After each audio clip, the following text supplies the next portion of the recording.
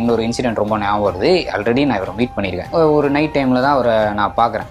அவர் வராரு. அந்த டைமில் லைட்டு கூட இல்லை. நான் ஒரு இருட்டில் தான் நின்றுருக்கேன். ஒரு 7-8 பேர் பக்கம் வந்து அங்கே நின்றுருக்கோம். அதாவது இப்போ எனக்கு விஜய் தெரியும் அப்படின்னு சொல்லலாம், விஜய்க்கு என்ன தெரியும்னு சொல்ல முடியாதுல்ல. அந்த மாதிரி தான் வந்து ஓகே நம்ம பார்த்து ரசிக்கிற ஒரு ஆள் வராரு அப்படின்னு சொல்லிட்டு சந்தோஷமாக பார்த்துட்டு இருக்கேன். அண்ணா உள்ள வராப்புல லைட்டை திரும்பினோடனே என்ன பார்த்துட்டாப்புல, நம்மளு அப்படின்னாரு.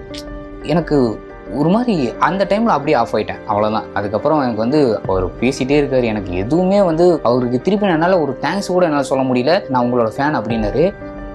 என்ன நடக்குது இங்கே அப்படிங்கிற மாதிரி எனக்கு ஏதாவது ட்ரீமில் காண இருக்குமா நம்ம அப்படிங்கிற மாதிரி இருந்துச்சு. என் ஃப்ரெண்டுக்கிட்ட இதை பற்றி நான் சொன்னோடனே அவன் சொன்னான், தமிழ்நாடே அவருக்கு ஃபேன், அவர் உன்னை பார்த்து உனக்கு ஃபேனு சொல்லியிருக்காருன்னா பெரிய விஷயம்டா அப்படின்னாப்புல. எனக்கு அப்போ தான் அது ஸ்ட்ரைக் ஆகுது. அந்த நாளில் எனக்கு அது அந்த நைட்டில் அது ஒரு விஷயம் நடக்கிறப்போ என்னால் என்ன பேசுறதுன்னு தெரியல. எனக்கு இவ்வளோ பெரிய ஒரு விஷயம் நடக்குது அப்படிங்கிறதெல்லாம் வந்து ரியலைஸ் ஆகிறக்குள்ளே நடந்து முடிஞ்சிருச்சு. ஸோ அவர் வந்து இன்னொரு வாட்டி செகண்ட் டைமும் வந்து உங்கள் வீடியோஸ் நான் பார்த்துருக்கேன், நைஸ், நான் உங்களோட ஃபேன் அப்படின்லாம் சொன்னார். எனக்கு அது இது அவர் சொல்லவே தேவையில்லை. அவர் வாட்டுக்கு வந்துட்டு அவர் என்ன ஒர்க்கோ அதை முடிச்சுட்டு அவர் வாட்டுக்கு போயிருக்கலாம். பட் என்னை நோட் பண்ணி இது ஒரு விஷயமெல்லாம் சொல்லிட்டு போனது வந்து எனக்கு ரொம்ப சந்தோஷமாக இருந்துச்சு. அது இருட்டில் என் ஃபேஸே கரெக்டாக தெரிஞ்சிருக்குமான்னு தெரியாத ஒரு டைமில் வந்து அவர் என்னை நோட் பண்ணது வந்து எனக்கு ரொம்ப சந்தோஷமாக இருந்துச்சு. அதுதான் அவரோட கேரக்டர்.